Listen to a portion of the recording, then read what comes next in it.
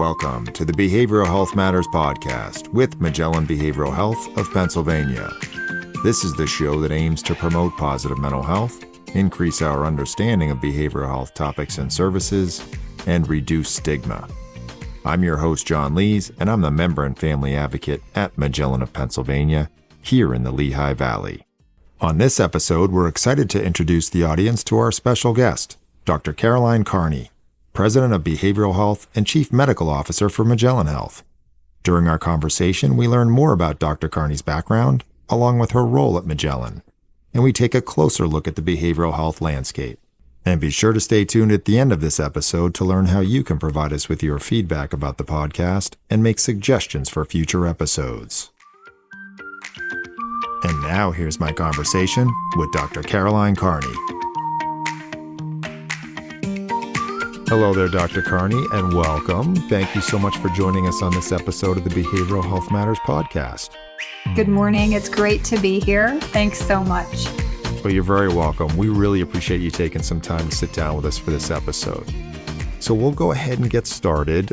If you would, can you provide the listeners with a little bit about your background and your current role at Magellan Health? And then also if you could share why it's important to be clinical first and talk a little bit about that concept. I will. It's a little bit of a history, but I'm going to give you the full picture. So what I talk about later in the podcast today will make a little more sense. So I serve today as President and Chief Medical Officer at Magellan.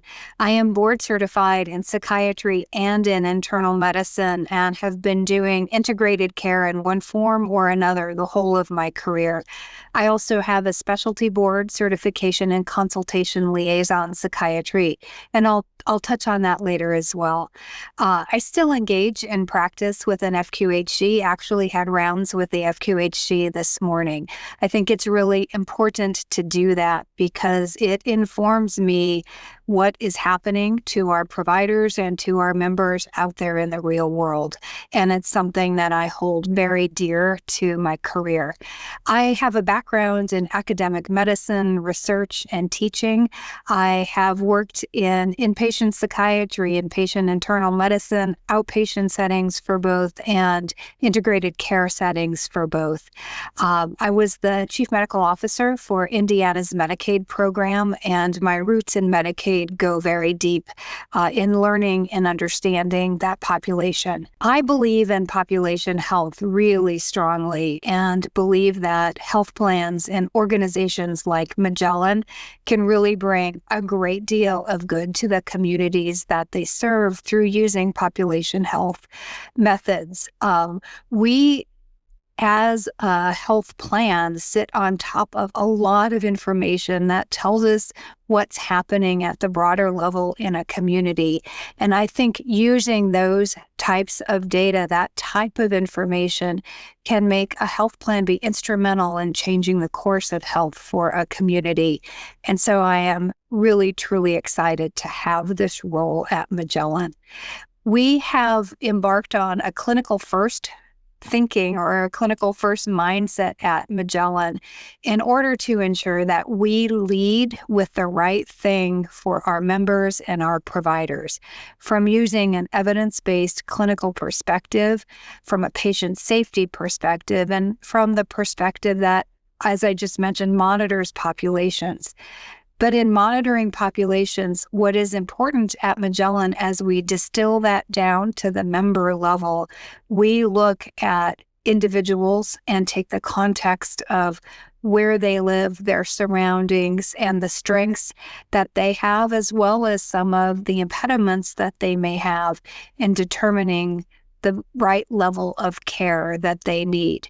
So no individual is a carbon copy of another, and we take that very clearly in mind when we're working with patients and working with providers who are treating those patients.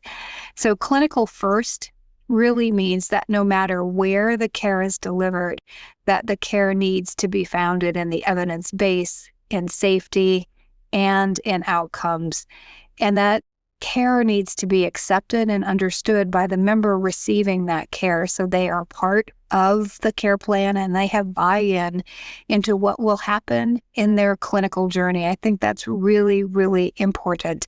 It's not someone foisting care upon an individual, but really working together with that individual to get the best care for them. Clinical first also means listening. It means listening to feedback from our providers, listening to feedback from our members, listening to feedback from our frontline staff, in knowing and understanding how the healthcare system is working and how we best can help work with providers and members in that healthcare system. So that's a summary, John, of what clinical first means to us at Magellan. Well, what a wonderful approach, I think, because it really engages that member and seems to really afford them voice in their care and ownership within the care, but also that collaborative spirit and that listening component probably is so important to helping to understand their experience and their perspective and incorporate that to make sure that care, that they can really maximize that care and support that they're going to receive. We often use the frame voice and choice, and that resonates throughout all of Magellan's programs, whether those are programs in the commercial health plan space or in government-sponsored programs. Voice and choice is really critical to an individual's journey. Thank you so much, Dr. Carney, for sharing your background and also for outlining Magellan's clinical first approach. It perfectly tees up our conversation for this episode. And so we'll start with some basic information about Magellan's structure and organization. If you could, can you explain how Magellan Behavioral Health of Pennsylvania is a subsidiary within Magellan Health, and then how the overall clinical team provides support and is aligned within the structure of the company? Absolutely. So I want to step back and talk about Magellan Health as a whole entity first. We actually serve members all over the world with different types of programs that are funded through different organizations like the federal government, for instance. We have a federal branch that provides counseling services and EAP services primarily for military personnel based on bases throughout the world and on other persons working for government agencies. Large group of individuals, and our team members, clinicians, provide services on bases in terms of non-medical clinical counseling for those individuals who are deployed across the world and their family members. Our employer book of business, that's different than the federal business, provides primarily EAP services for small to very large national companies across the country, and again, even into areas in other countries throughout the world. Our health plan business provides behavioral health management and clinical services for individuals, but we do that through contracting with another full-service health plan. So, for instance, we might provide the behavioral health management services for a Blues plan or a small regional health plan or even a larger national plan in terms of bringing them the type of management services for administrative things like paying claims, doing utilization management, doing care management, building networks, those kinds of services. But we also bring forward specialty clinical programs for those plans, including programs directed at suicidality, directed at getting the right services for kiddos with autism, at collaborative care models that we'll talk about later, and a myriad of other clinical services that are part of our programs. And then finally are what we refer to as public market, are those contracts in which Magellan works directly with a state, or in the case of Pennsylvania, with a county to deliver those same kinds of administrative services and clinical programs that I just talked about as part of the rest of our work at Magellan. So in Pennsylvania sits in this group of individuals who are all working on Medicaid contracts of one form or another in the behavioral health space. Those may be specialty programs directed at complex kids who are in foster care or at risk for foster care services, or like in Pennsylvania, for all of those individuals encountering the behavioral health system. What's important about this in our clinical first mindset is that we bring evidence-based programs across the organization.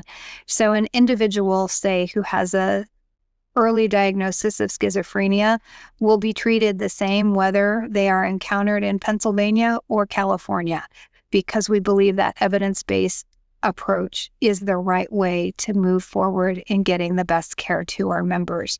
So our Pennsylvania team does some really unique work and some really great work in how they interact with providers in the community and with other health plans. We not only take work being done in other parts of the country and carry it forward to Pennsylvania. Likewise, we use some of the terrific work that's happening in Pennsylvania and use that to inform how we deliver care in other parts of the country. Our Pennsylvania team is dedicated to the citizens in the counties in Pennsylvania that we serve, but their expertise and their intelligence we use to spread across the country. And similarly, we bring that same kind of evidence to Pennsylvania. What that creates for us is the best of the best across all of the clinical programs we deliver in our country. I'm excited to be one of the few people in the company who really gets to sit across all of what I just described and see the great work happening, or in some cases see where work isn't going great or there's a new requirement that we can build on work that was done in another part of the business and carry it over. That way we have efficiencies of scale in many cases, but more importantly, using that phrase again, bringing the best of the best across the country to our members. So that Pennsylvania team has been around for many years and brings a great depth of wisdom and expertise, particularly to new states that are coming up or new programs that are coming up. And in the case of Pennsylvania, every time we enter a new county, we bring a very seasoned team to that new county to build the services and get those right from the very start. That's great. And of course, I'm here in Pennsylvania and would echo that. I work closely with the clinical teams in particular here in the counties we serve, and would echo that same feedback in terms of the hard work and dedication of the teams. And I think having the support and being able to be a support, it goes to that clinical first concept and model that you talked about. It's been my experience that if something works well and we build some success and we can demonstrate that and then, share that experience and those successes with other parts of the organization, it really benefits everyone. It does. There's learning that goes along with that. There's also that development aspect to that as well. So I think that's really wonderful. And particularly for such a large organization. And it from your response, it's interesting. Your view is a unique one where you can see all of that from your vantage point, and I think that helps to really shape, the work of the organization, I'm sure.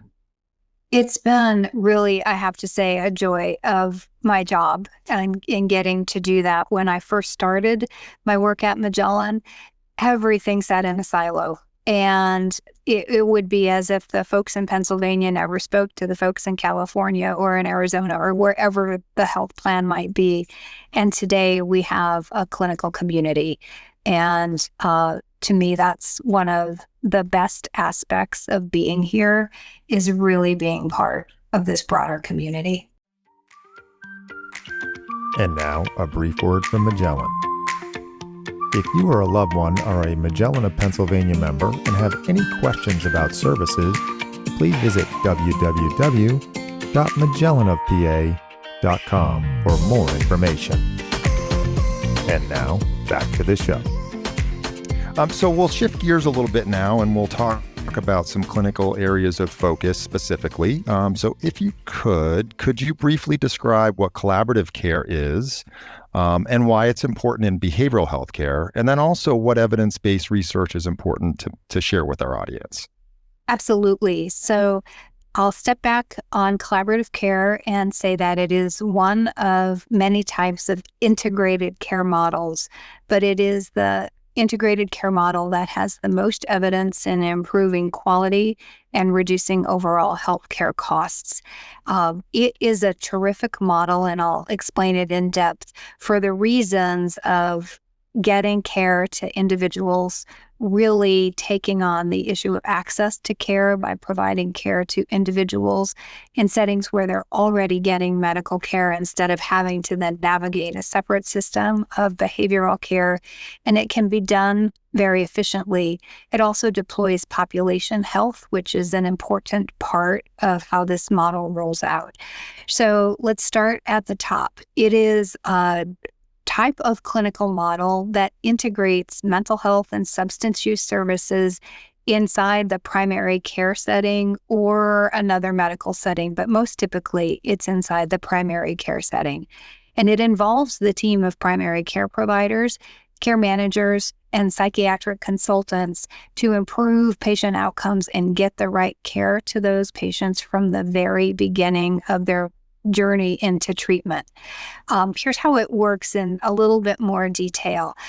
So it aims to really bridge that gap in mental health treatment by bringing the services into the primary care setting. One of the things that we have learned over time, and I have seen even in the FQHC in which I work before we created the behavioral health clinic there, is this kind of dismay. And I have heard so many times from primary care providers that they don't even ask about mental health symptoms or substance abuse because if they get a yes answer, they have no place to refer the patient or no idea how to get those right services to the patient in their communities, or even the time in a primary care setting where patients are turned over every 12 or 15 minutes or so. It involves a team-based approach, which is a team of healthcare professionals with that primary care provider at the site of practice, the care manager typically also at the site of practice, and the psychiatric consultant who sits outside of the practice and can actually help manage and monitor many practices. Instead of seeing one patient after the other in clinic, they have the ability then to impact hundreds of patients through the collaborative care model. The primary care providers are responsible for looking at the results of screening and referring patients to the collaborative care program, to that care manager and psychiatrist for those that need assistance, and they oversee the entire care plan. That's part of the primary care provider's responsibility. The care manager is the one who does most of the heavy lifting in this model. They do the assessment of the patients with evidence-based screeners. They develop that treatment plan for the primary care provider to work from and the psychiatrist to respond to. And they engage in ensuring that follow-up care, either in the primary care office, is scheduled and managed, or that care is brought into a community-based provider for individuals who are too ill to be treated in the primary care setting. The psychiatric consultant works to supervise the care managers, and they're the ones who recommend treatment modifications based on measurement-informed changes. So if I have a depression screening tool like the PHQ, and we see that the patient isn't getting better, the psychiatrist can jump in and say, I think the medication needs to be increased or changed, or we need to add therapy or something to that to really help stay on top of that patient getting the best care. And that's really a reliance on using measurement-informed care to get there. We don't know what we don't measure. And oftentimes a patient will come into primary care, they'll be given a medication, and they go off into the world, and their next visit might not be for 3 months. But if that patient gets worse in that 3-month period, nobody will know. So part of this model is to continue to push that screening out and do those touch bases with that patient to make sure that they're still doing well. So this model has some really great benefits by increasing access to evidence-based care. That primary care provider is never alone. There's now always someone in the background with the care manager and the psychiatrist helping to support those members who need help. The outcomes speak for themselves. We typically see improvements in depression, anxiety, and substance use, and even in other symptoms like sleep-related symptoms, and other anxiety-related symptoms with this model.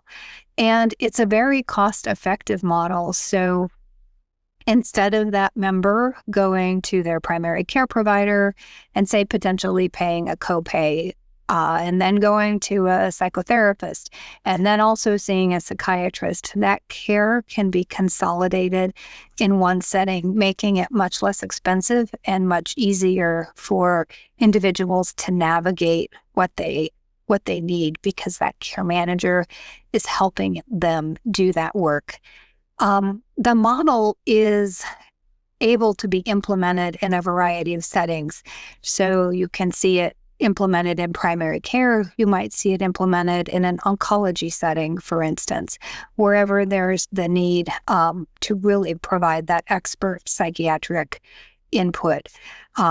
I think it's a terrific model. It's one that has promulgated across the country, but it's been slow to promulgate for a couple of reasons. The first is because you have to have a champion. You have to have a champion inside that primary care clinic in order to make it happen and to get the buy-in to refer patients and do the screening for patients. The payment codes for a long time were not being paid by insurers or even state Medicaid programs. And I'm happy to say that that has shifted. All the state Medicaid programs pay for collaborative care now, and all of the major insurers pay for the collaborative care program. So that has been one of the benefits of getting this moving faster into being rolled out across the country, is the fact that there are now payment codes that support this model. Is there a success story or two that you can share that related to these models, kind of highlighting the team's work in this area? Sure, I would love to. You'll get me talking for a long time about this, but it's a favorite thing to talk about. We implemented the collaborative care model in two very different types of settings, in a rural FQHC and in a university-based pediatric clinic. And both of them had reasons for being selected to put these models in place. The first, the FQHC, was in part of the country where there had been a tragic shooting incident, and the community really needed services, and they needed those services to be ongoing. The second, the pediatric clinic, was in a place where there would seem to be all kinds of available services, but there weren't any available services to those individuals, to those kids being seen in the peds clinic. So they were waiting and waiting and waiting to get care. So our intentions were really to show how this model can work in really different settings, and also to test whether it was better to do on-site care coordination with a care coordinator, care manager being on-site versus being telephonic. Both models have been successful, but I would have to say that the on-site care manager model has been really much more successful, because there's never any element of phone tag or waiting with that model.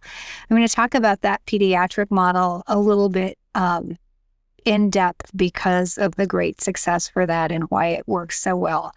The psychiatrist and the care manager have been instrumental to the success of that model. They have buy-in, they believe in it, and they work really terrifically with that team of primary care providers. And so what does success look like? We've been up and running in that setting for 4 months. We've already enrolled 85 kids. So if you think about that, those would have been 85 kids who would be waiting to get services in the behavioral health setting. Typically, most wait lists now are 6 to 12 weeks. They're getting their services now in real time. And over that period of time, in the kids who were enrolled and who have graduated from the program, we have seen significant reduction in both their depression scores and their anxiety scores. They didn't need to go to psychiatry services. They were able to be treated holistically in that primary care clinic. And in the handful of cases where there was a need for a higher level of care because that kiddo had too much going on or was too ill to be seen or taken care of consistently by the primary care provider, they really needed a fuller range of services that could be offered through a behavioral health setting. We were able to then successfully get those kids into that setting instead of having the primary care provider try to do that or the parent or the family try to do that. There was a care manager to assist them in getting that care. I think it's been a tremendous success. The other kids in the clinic who haven't been enrolled because they were screened and encountered and found that they didn't need assistance. But here's what's really neat about that. If that child comes back into the clinic and now has new symptoms, we have a baseline score for them and can measure what they're doing and how well they're doing going forward, or how poorly they may be doing and what need for services they may have, because we know what their baseline had been. We know what good looked like, and now not so good, we know needs treated. So that population-based approach is really helpful, not only to pick kids to be enrolled today, but also when they come back to have established that baseline for them. I think it's a huge success. I can't wait to continue to roll this out and would love, love, love to work with providers in Pennsylvania to bring the model there. What a wonderful program, and the outcomes, to me, what I take away, and I'm probably oversimplifying it, but just what I really heard was getting kids connected in a very timely way when we know the current landscape is a little bit more challenging in terms of that front door, doing a really independent assessment of those needs. But I'm also hearing you say that there's symptom improvement. They're doing better. You're seeing success within the program, and that if there maybe isn't success, though, there's an ongoing assessment to make sure that whatever those needs are, there's a determination of how to best meet those needs. That's right. Yeah. And the way that we believe that it works best is even for those individuals who score in the asymptomatic range, instead of waiting to encounter them for their next well-child visit a year from now, we'll push out a screener at 6 months to just touch base and to make sure things are okay. So in the collaborative care model, you never lose track of the patients. And that's huge because you maintain that engagement with the patients. And things change. So I'm sorry, right. but things change. So it's important to continually assess that. And I think that's so great. And now, a brief word from Magellan. Are you or your child a Magellan of Pennsylvania member? Have you received behavioral health services? Do you care about the quality of the services that people receive? Well, Magellan has an opportunity for you to help improve the behavioral health system. You can serve on a complaint or grievance panel, allowing you to have a voice in the behavioral health system.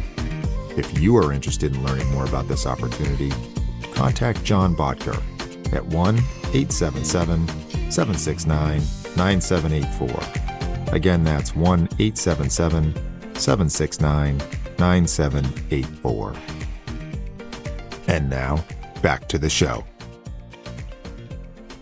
So let's shift gears a little bit more and learn about some other behavioral health care models. So there are certainly other integrated and measurement-informed care models to consider within behavioral health. From a clinical and medical perspective, could you review a few of these models from your experience and specifically highlight a few of the positives of each of these for our audience? Absolutely. So the first one is if you look at integration being bidirectional. So the first model to talk about would be integrating physical health services into the behavioral health setting. So, for instance, the CCBHCs aspire to do this by bringing physical health providers into the clinic or having a very close referral link to those physical health providers and being responsible for doing some standard screening and delivery of foundational or preventive care for those individuals. So the person, say, with serious mental illness who is primarily seen in the behavioral health setting can get more of a one-stop shop, if you will, in getting all of their services managed together and having someone quarterback that plan of care for them and be responsible for following up that individual did get the physical health care that they needed if it couldn't be delivered in the CCBHC itself. So a great example of that is an individual who might be on an antipsychotic and they have developed high blood sugars, hyperglycemia because of that. The screening will find that in the CCBHC and the initial management can begin in the CCBHC, the looking at their blood pressure and their weight and their blood sugars and that sort of thing. But if they need treated and they need to be on insulin or on another anti-glycemic drug, that CCBHC is responsible for coordinating the care and ensuring that individual gets into a primary care provider or an endocrinologist. So there's really a quarterback and a bringing together of the services for those individuals. So that's model one. Think of physical health inside behavioral health. The next is the absolute reverse of that, which is integrating behavioral health services into the primary care setting. So that model might look like I just talked about with collaborative care, but it might also just mean that physical health care provider has a social worker sitting full-time in their clinic.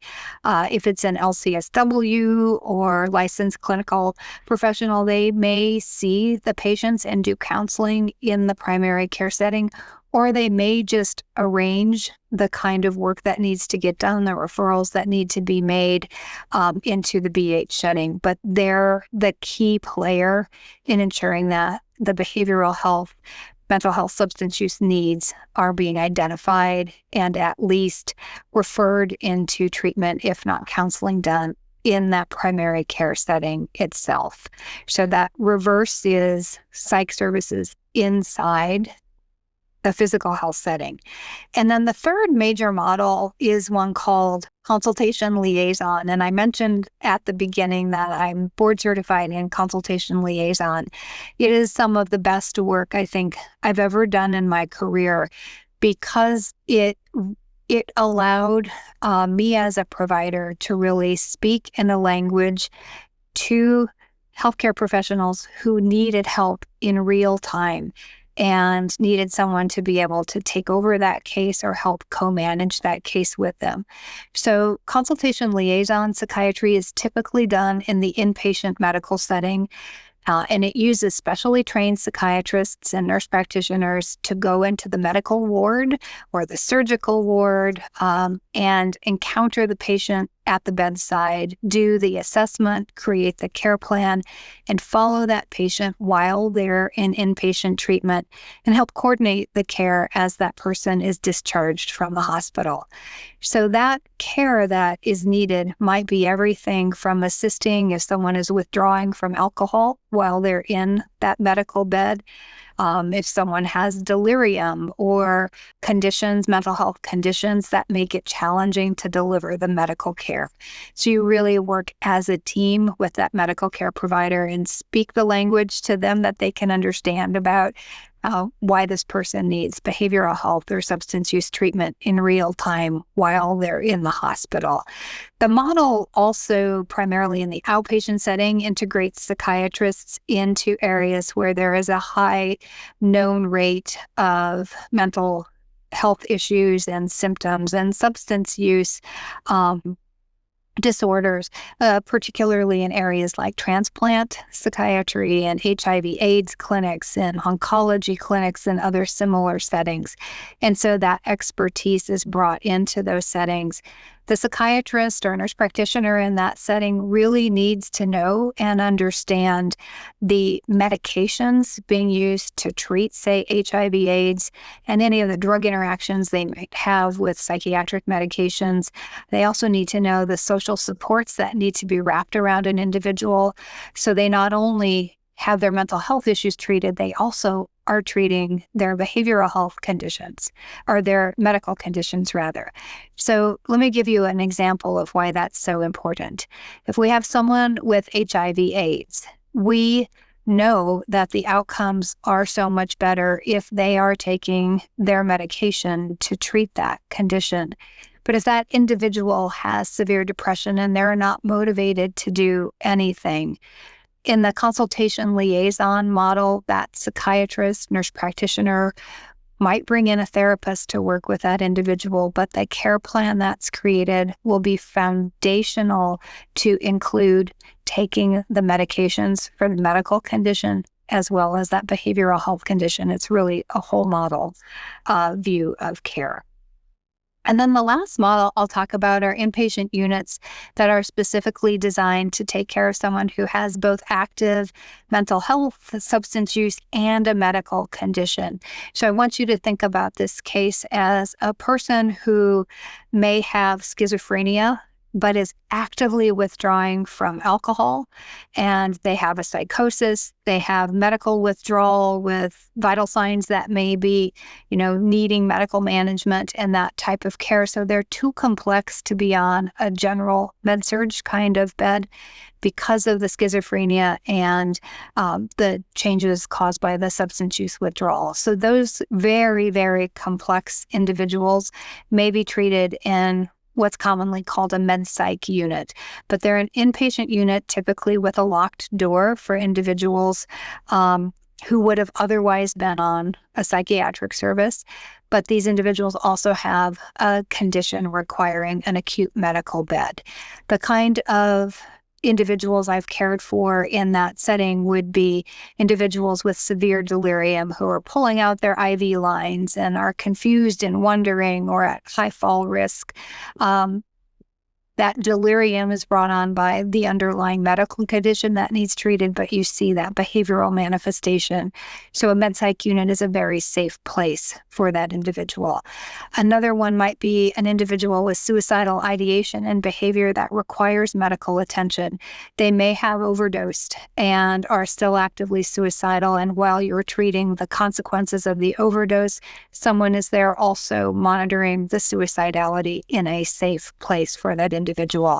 Severe eating disorders are another case that really are cared for the best in a combined med-psych unit, where the medical interventions needed to, say, manage electrolytes or to do complicated refeeding take place alongside the psychological and psychiatric interventions happening for that individual. So those are 4 models that are the most common out there. I think they're all really terrific models. They all bring great strengths to getting the best care for individuals, and they need to be implemented in places where it makes the most sense. You can't put a square peg in a round hole. So of those models, depending on the clinical care setting, depending on budgets, depending on what there is a will to do because of existing staff or who's available to do the kind of care,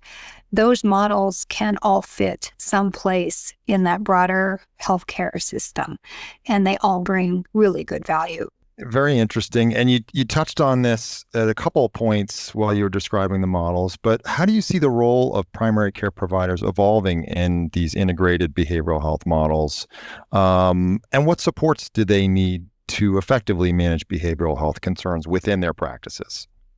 I think that primary care providers are foundational in evolving integrated care models. Their support and their willingness to bring on and bring in those models is absolutely essential. They have to be the champion. But there's a big but here. The policymakers must be aware that the primary care providers carry a huge, huge burden of responsibility. They are doing everything from preventive care to annual examinations to sick care and to chronic care across a myriad of conditions. And so that phrase, an inch deep and a mile wide, that's them. They have to be on top of everything that's going to come through their doors on any given day.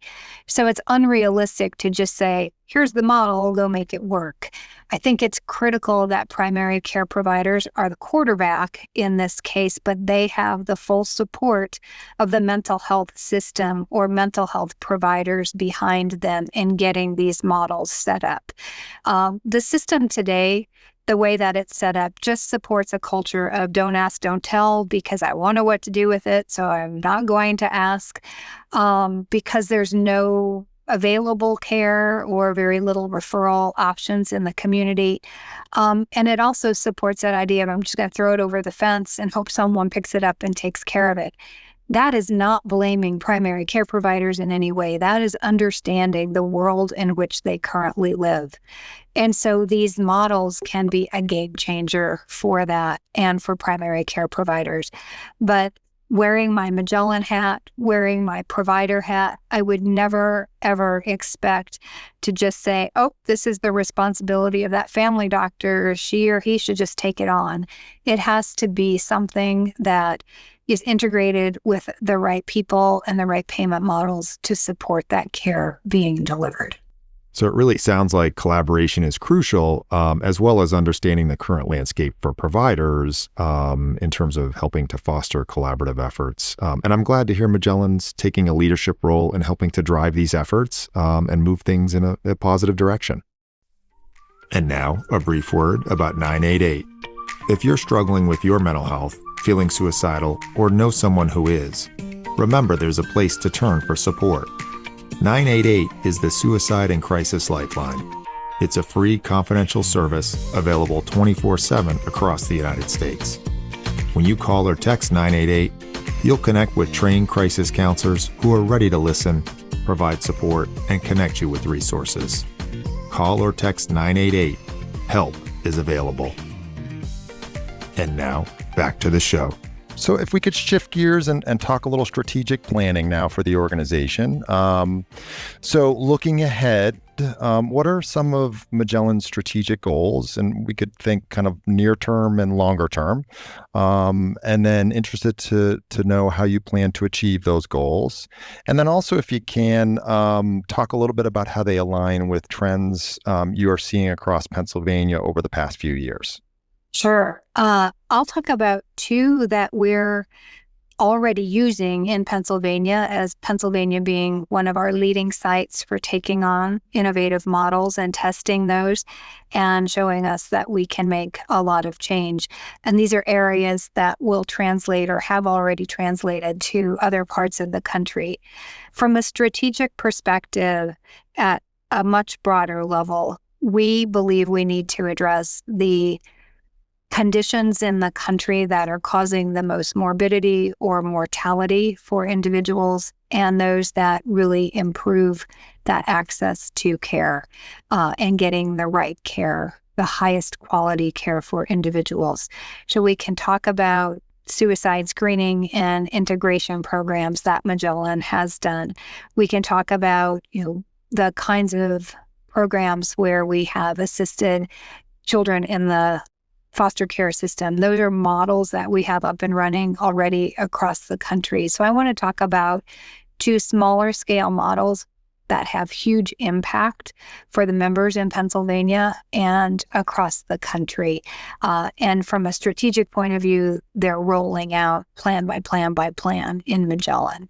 So we think about whole person care, and in behavioral health, a lot of what is done and the thought processes in managed care are often around getting enough providers to do therapy, because much of the prescribing is happening in the primary care setting or to a lesser extent in the psychiatry setting, just because there are so many fewer psychiatrists out there. So as we work on that whole care model and getting the best high quality care, we knew we had to bring medication management to the table because it wasn't being paid attention to as closely as some other types of care. So Magellan has a program that we called Informed, and that is a program that's dedicated to mitigating issues with non-evidence-based prescribing and supporting adherence to medications used to treat mental health and addiction conditions. And then the second program is in identifying social determinants of health and the kinds of hardships that prevent members from getting the care that they need. So I'll talk about the pharmacy program first, called Informed. That program works directly with providers to ensure that medications are delivered in the most efficacious and the safest way possible. If you think about an individual provider, unless they see a patient who is on top of all of their medications, they may not know as an individual provider that that person had been to an emergency room and had been prescribed something there, or had been to an inpatient setting and had something stopped or started there. They don't get to see the whole picture. In Magellan, we get to see the whole picture when we have access to the pharmacy data. We see all the prescribers and see the medications that individuals have been prescribed and have filled, so ostensibly are taking those medications. That individual provider may not have all of that information. So we partnered with a company called Arene, and they have run our proprietary evidence-based algorithms to find prescribers who are engaging in non-evidence-based prescribing, or who have members who have become non-compliant with medications because they're no longer filling a medication, or they may not even be on a medication. So for instance, the person with a psychotic disorder who we can identify has been in the hospital and there's been no fills for any antipsychotic following that hospitalization. We can see that in these algorithms and reach out to those providers. And many times the prescribers they're never aware of what's happening, again, because they can't see the data. So they may not know that there are multiple medications in the mix now, or that someone isn't taking the medications. They may not know that dangerous combinations have occurred. An individual who might be on an opiate has now been given a muscle relaxant and a benzodiazepine and could be at risk for death because of that kind of combination. So our pharmacists use these algorithms. They find the prescribers who have patients who are in risky situations or are not taking medications. And we use the data to reach out directly and show the prescribers the data. This isn't someone at Magellan shaming a pharmacist. This is Magellan reaching out to that provider and saying, hey, this is what the data are showing us. We wanted to make you aware and bring some solutions to try to help you work through this and fix things for that member. I have never seen in my managed care career so many positive comments and thank yous coming back from prescribers, from the providers in the community, because they have someone that's helping them and providing them data that they wouldn't have access to otherwise. So I'm going to talk about one Pennsylvania county. We reduced the use of stimulants that had no indication for being prescribed, and by benzodiazepines by 15%, which is a huge number if you think about individuals who shouldn't be on those medications are now no longer on those medications. We also similarly increased the adherence to antipsychotics. And in a 6-month period in that county, we reduced behavioral health spend by 22%. 22%, that's a huge number. And that was mostly through lowering emergency room use and inpatient care. And the reason for that is no harmful combination of drugs. People are taking the medications that they should be on. They're getting the right treatments, so they don't need the ER and they don't need the inpatient unit. Their outpatient visits, we love to see go up because that means they're now tucked into care the right way.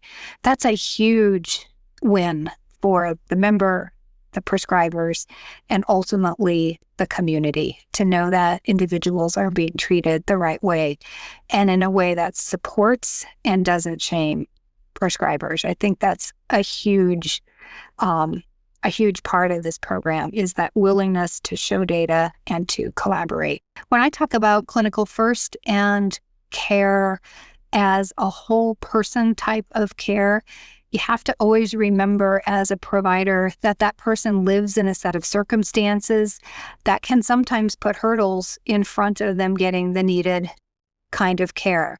They may not have a car, they may not have childcare, they may not have the means to afford food, particularly healthy food for them.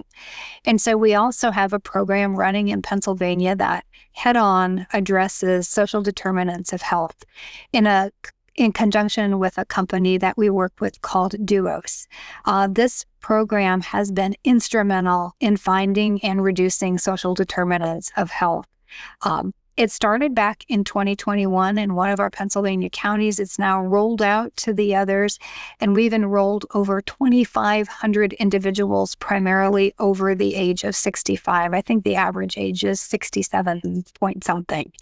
2,500 individuals that we have found, and those folks primarily have needed assistance with transportation to get to and from the doctor or to and from the grocery store or the pharmacy, wherever their healthcare need might have been. And the second most common need that those individuals have had is food. They had food insecurity. We were able to find it and to intervene. The care managers in Pennsylvania intervene. They help arrange transportations to get to appointments.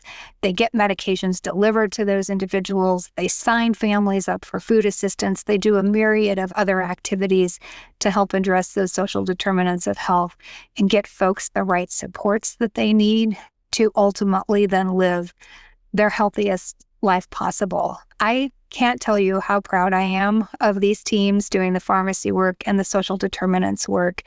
It is absolutely critical that when we think about people holistically, we understand that they're not going to go to the doctor if they don't have a meal on the table. And our care managers are ensuring that they have a meal on the table.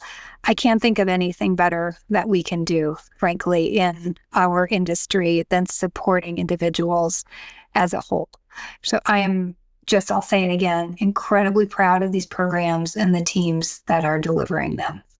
Such great examples of that collaborative spirit and structure, really, that you talked about, kind of in each of the areas, really, that integration and that collaboration.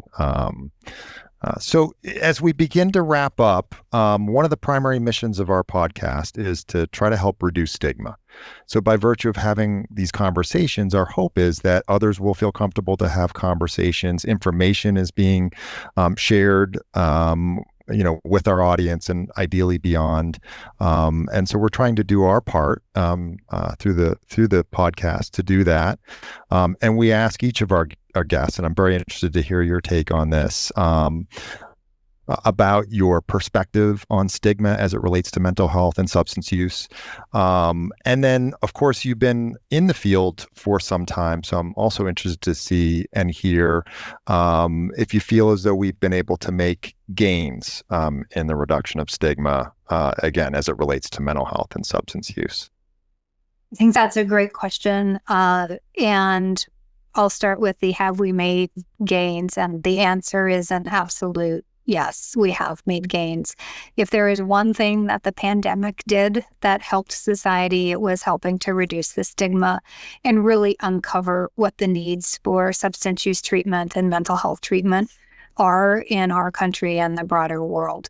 So I think that has gone from an area that people never discussed before to one that is often now at the forefront of discussions and of understanding all of the reasons why we're seeing increasing rates of anxiety, depression, and other conditions.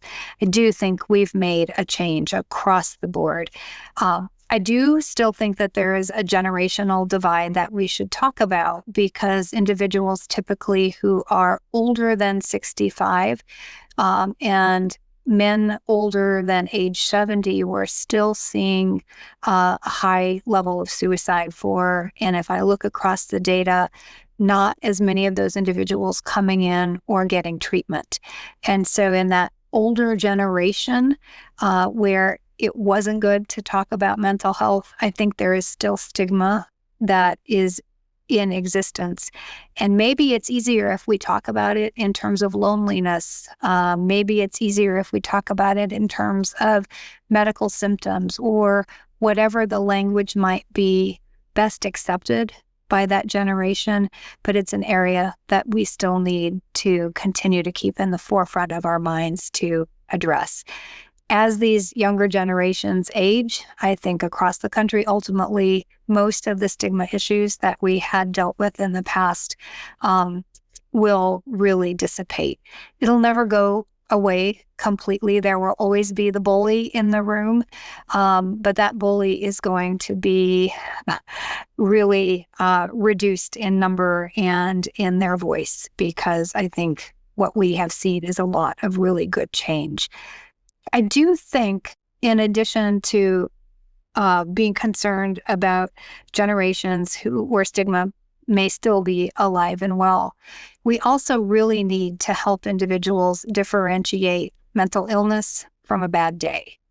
And why do I say that? Because a bad day or a loss of something that, you may have tried for, the extreme of thinking life is over, that, I'm going to be depressed now, or I'm a complete failure. That's not mental illness. That is a reaction to a situation. And there are amazing tools to help kids be trained in resiliency and to learn how to accept that without just saying, oh, that's a mental illness. It's okay for my kid to feel, upset or suicidal or whatever it might be, because it's mental illness. Maybe it's mental illness, and if it is, it needs to be diagnosed and treated 100%. But maybe it's a lack of resilience. Maybe it's a skill that can be learned and that we can give positive reinforcement to over and over, to say a bad day today, but tomorrow is going to be another day. And how do we help people differentiate the resiliency skills that are needed to live, with the ups and downs in life, versus being able to discriminate what truly is mental illness that needs a different type of treatment, and is something entirely different. I'm not trying to diminish in any way that people have bad days and bad reactions like suicide happen. I am really trying to promote an environment of building resiliency early on in kids, early on in adults, young adults in particular, so that they have the skills to roll with life's punches, and that they have the skills to determine and to know when they need to reach out for behavioral health intervention. I think it's really important. We'll flood the behavioral health system if every symptom becomes a mental illness. We'll never be able to have enough access for that. And so understanding that and developing resiliency patterns for individuals, I can't speak more strongly than I am now. It's so important for those generations as they grow up. I just love how you broke that down. And I really appreciate your highlighting the importance of building resilience, particularly in the younger generation. I just think that's such an important need and certainly not something to be overlooked. I was also very glad to hear your perspective on the reduction of stigma, and that it seems we're making some good progress. So I'm glad to hear that. And of course, we've got work to do, in particular, kind of understanding some of the generational differences, and maybe perhaps how we speak about mental health. But I think all of this perspective will be incredibly valuable for our audience. And so that brings us to our final question, which is our one thing question that we ask each of our guests. And I know we've covered a lot of ground during this conversation, but if there was one thing you'd want our listeners to walk away from this episode now knowing, what would that be? I First of all, I want to thank you for having this podcast and the good that it's bringing, not only to the folks in Pennsylvania, but all of those who access it across the country. So the work that you're doing, I applaud. So thank you so much for this podcast.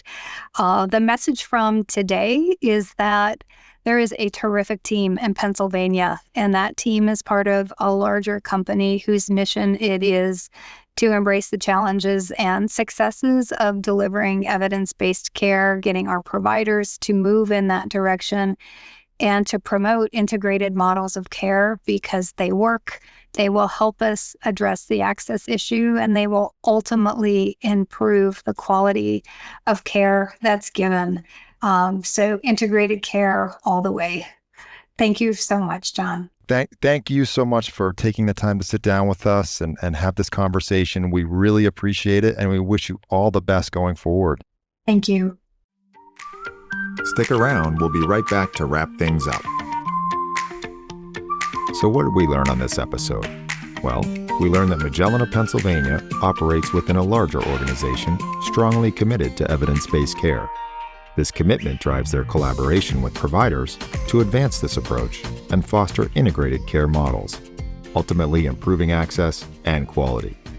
This can also be expressed as a dedication to a clinical-first approach. We'd like to extend our sincerest thanks to Dr. Caroline Carney for being our guest on this episode and sharing her background, role at Magellan, their clinical-first focus, and valuable insights into the behavioral health landscape. We'd like to thank all of you for listening to this episode of the podcast and invite you back for our next episode. If you have any questions or feedback about the podcast, or have suggestions for future episodes, send me an email at jglees@magellanhealth.com. And if you like this episode, be sure to hit the like button and subscribe to our channel for more Behavioral Health Matters content. Well, I hear the music, meaning our time is ending. I'm your host, John Lee, saying goodbye for now, but please remember, behavioral health matters.